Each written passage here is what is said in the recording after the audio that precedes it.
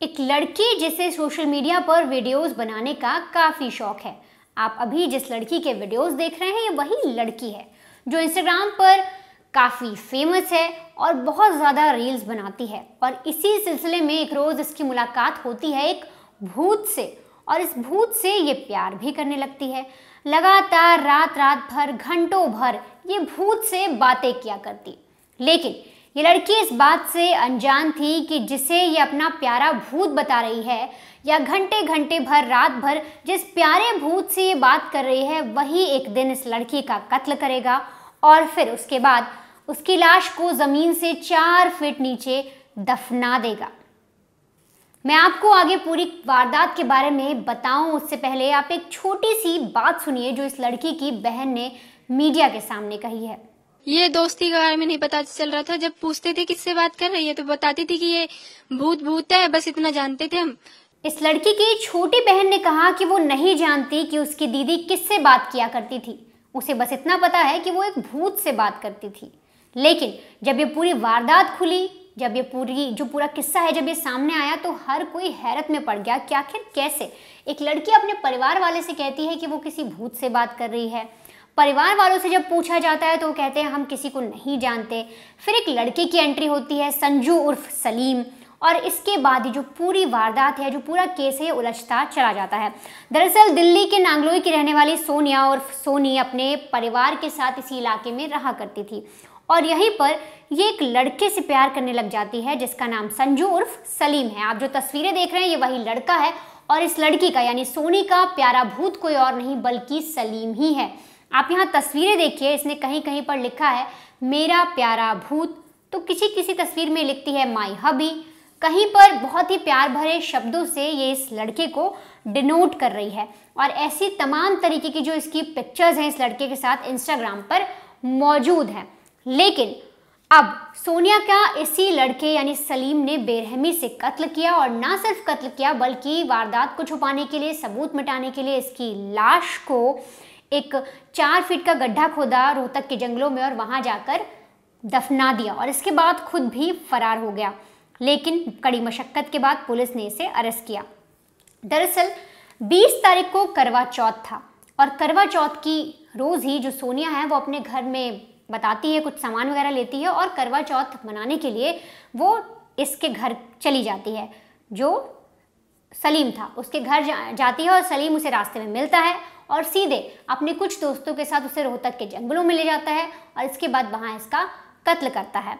अब ये जो पूरा केस है मैं इसलिए कह रही हूँ उलझता हुआ नजर आ रहा है क्योंकि परिवार जो है वो आरोप लगा रहा है कि वो नहीं जानते थे कि लड़का कौन है, लड़के का नाम क्या है, लड़का संजू है, सलीम है। परिवार का कहना है कि उन्हें इस बारे में कुछ नहीं पता, लेकिन परिवार में पिताजी कह रहे हैं कि उन्हें इस बारे में कोई जानकारी नहीं है।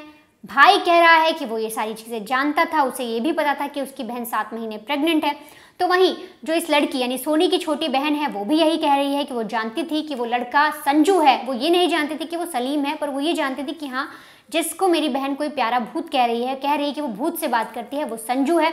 और तो और वो ये भी कही कि वो उसके परिवार को भी जानती है।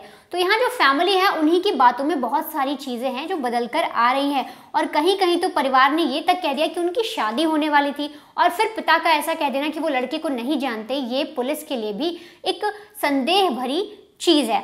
अब देखिए, जब जो सोनिया है वो लगातार इस लड़के से बात किया करती थी, परिवार वाले पूछते कि तुम किससे बात कर रही हो, तो उसने बताया कि संजू नाम का एक लड़का है, मैं उससे बात करती हूँ। पहले तो उसने बोला भूत है, लेकिन धीरे धीरे उसने घर पे बताया। अब अभी तक की जो कहानी है उसके आधार पर घर में ये सारी चीज़ें पता चल चुकी थी। अब इसी सिलसिले में जो सोनिया है वो प्रेग्नेंट भी हो जाती है, 7 महीने प्रेग्नेंट होती है। फिर वो जो है वो कहती है कि मुझे तुम्हारे साथ रहना है, वो संजू से साथ रहने के लिए भी कहती है पर संजू मना कर देता है।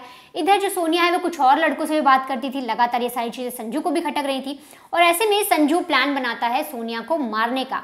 वो कई महीने से प्लान बना रहा था, लेकिन उसका जो प्लान है वो सक्सेसफुल तब होता है जब सोनिया खुद घर से सामान लेकर निकलती है, कुछ पैसे लेकर निकलती है करवा चौथ के दिन। अब करवा चौथ के दिन जब वो निकलती है तो संजू उर्फ सलीम उसे रास्ते में पिकअप करता है, उसे गाड़ी में बिठाता है और सीधे रोहतक के जंगलों की ओर लेके निकल जाता है। वहाँ अपने 4 दोस्तों के साथ मिलकर उसका कत्ल करता है, फिर उसे गड्ढे में दफना देता है। अब जब लड़की अगली रोज तक घर नहीं आती तो परिवार वाले सोचते हैं कि कहीं कहाँ रह गई, अभी तक घर क्यों नहीं आई। तो ऐसे में परिवार वाले कॉल करते हैं।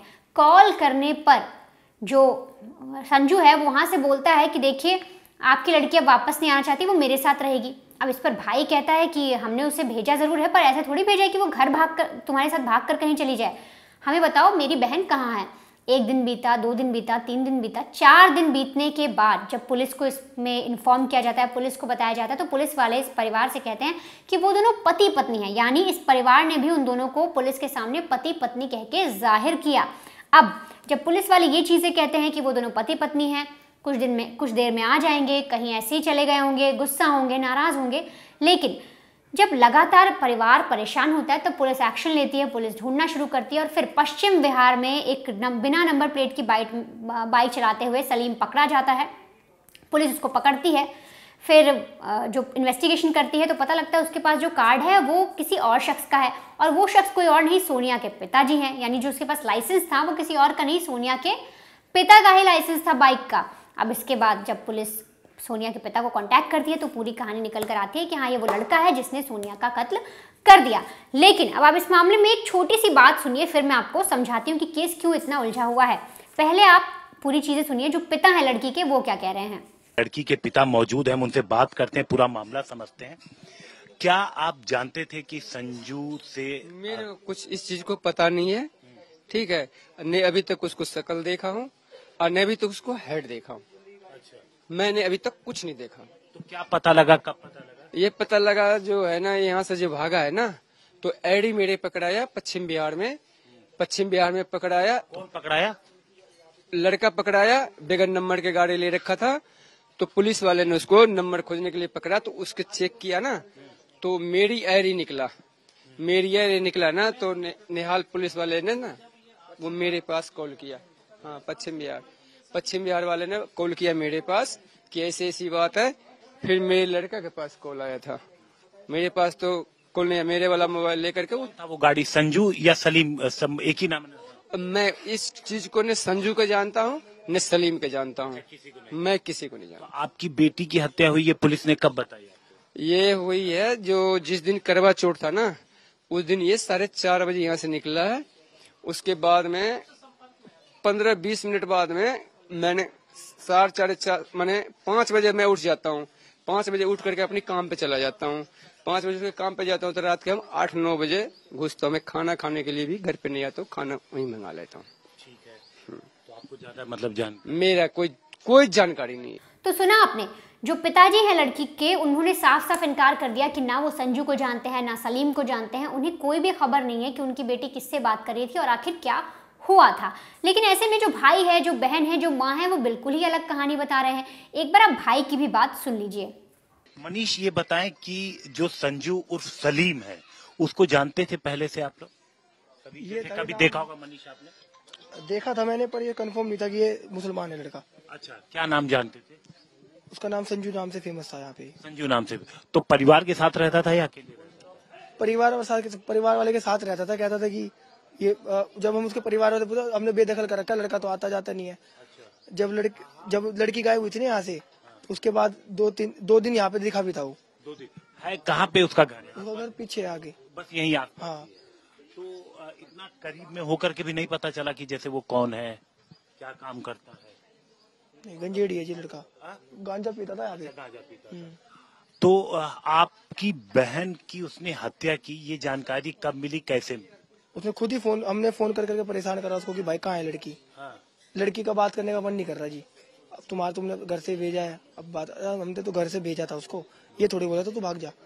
हमने सामान भी दिया था बकायदा, पैसे भी दिए थे कि तू खुश रही हो, बाकी कोई दिक्कत पड़े तो बताइयो। तो मतलब क्या शादी वादी कर ली थी क्या? शादी का नहीं पता। शादी का नहीं?